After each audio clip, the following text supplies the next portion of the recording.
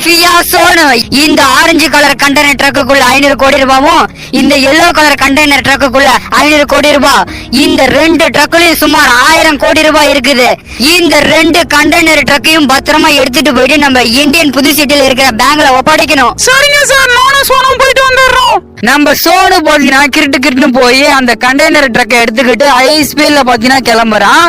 பின்னாடியே நம்ம சோஃபியாவும் கிரிட்டு போய் அந்த ஆரஞ்சு கலர் கண்டெய்னர் ட்ரக்கை எடுத்துக்கிட்டு சோஃபியாவும் பாத்தீங்கன்னா கிளம்புறா.